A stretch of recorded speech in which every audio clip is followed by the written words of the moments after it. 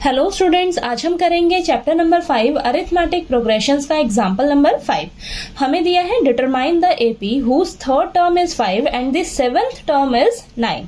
तो इस क्वेश्चन में हमें एपी निकालनी है जिसकी थर्ड टर्म हमें 5 दी हुई है और सेवेंथ टर्म हमें 9 दी है। ठीक है, तो चलिए स्टार्ट करते हैं। सॉल्यूशन में सबसे पहले आप लिखिए कि जो आपकी एपी सीरीज होती है वो आपकी इस फॉर्म में होती है। देखिए A1, A2, A3, A4, A5, A6, A7 and so on. ठीक है, तो इसमें ना आपको ये थर्ड टर्म और ये सेवेंथ टर्म, ये दोनों टर्म्स आपको दी हुई हैं। ठीक है, ये दोनों टर्म्स आपको गिवन है कि थर्ड टर्म आपकी 5 के इक्वल दी है और सेवेंथ टर्म जो है वो 9 के इक्वल दी हुई है। ठीक है, तो इन दोनों टर्म्स को हम यूज करके क्या करेंगे, एपी सीरीज को डिटरमाइन करेंगे। ठीक है, तो एपी निकालने के लिए हमें ना दो टर्म्स मालूम होनी चाहिए। कौन सी? फर्स्ट टर्म और कॉमन डिफरेंस, यानी कि आपको ए और डी का वैल्यू पता रहना चाहिए।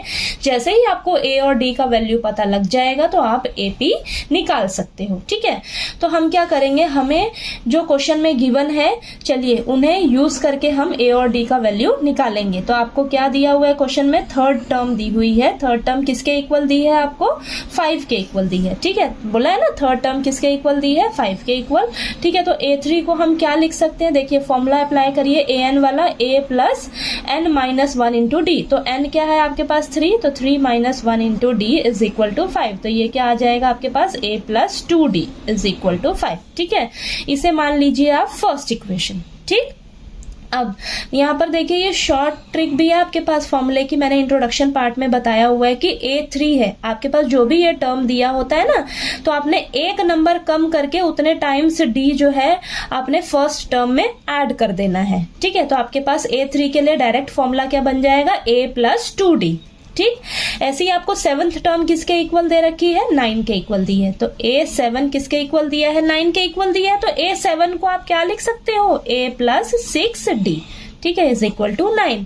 आपने फर्स्ट टर्म में एक नंबर कम करके उतने ही टाइम्स क्या कर देना है? D ऐड कर देना है फर्स्ट टर्म में। तो आपके पास A7 के लिए फॉर्मूला क्या बन जाएगा? A plus 6D।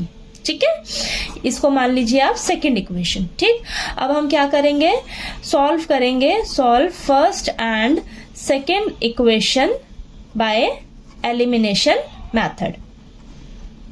ठीक है, तो हम फर्स्ट और सेकंड इक्वेशन को सॉल्व करके ए और डी का वैल्यू फाइंड आउट करेंगे। ठीक है, तो यहाँ पर देखिए फर्स्ट इक्वेशन कितनी है हमारे पास? a plus 2d is equal to 5 और सेकंड इक्वेशन कितनी है? a plus 6d is equal to 9। तो इसे सॉल्व कर लेते हैं। यहाँ पर ये साइन चेंज कर लीजिए, सभी का प्लस है तो माइनस में हो जाएगा।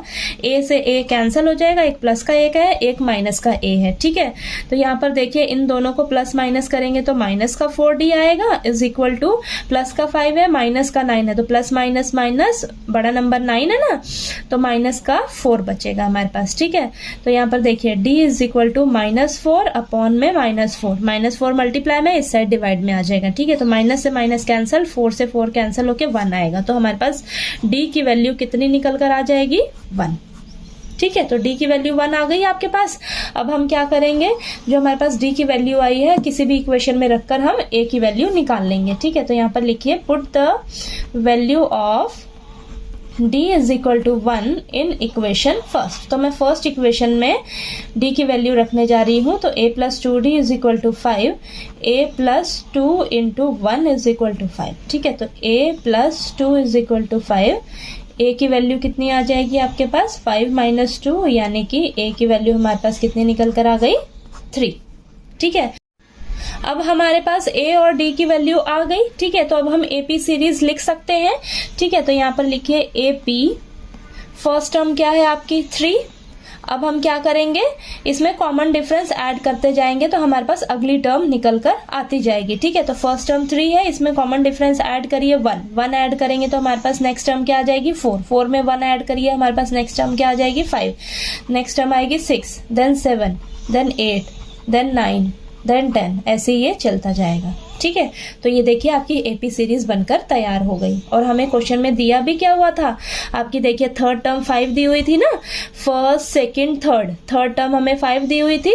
ठीक है, और हमें सेवंथ टर्म 1 2 3 4 5 6 7 सेवंथ टर्म कितनी दी हुई थी, 9 दी थी। ठीक है, तो देखिए आपकी ये एपी सीरीज बनकर तैयार हो गई। ठीक है, तो एपी सीरीज बनाने के लिए आपको सिर्फ ए और डी की वैल्यू पता रहनी चाहिए। जैसे ही आपको ए और डी का वैल्यू पता लगेगा तो आप एपी सीरीज लिख सकते हो। ठीक है, तो चलिए आपको एग्जाम्पल नंबर 5 जो है अच्छे से समझ आ गया होगा। नेक्स्ट एग्जाम्पल नंबर 6 जो है वो हम नेक्स्ट वीडियो में करते हैं।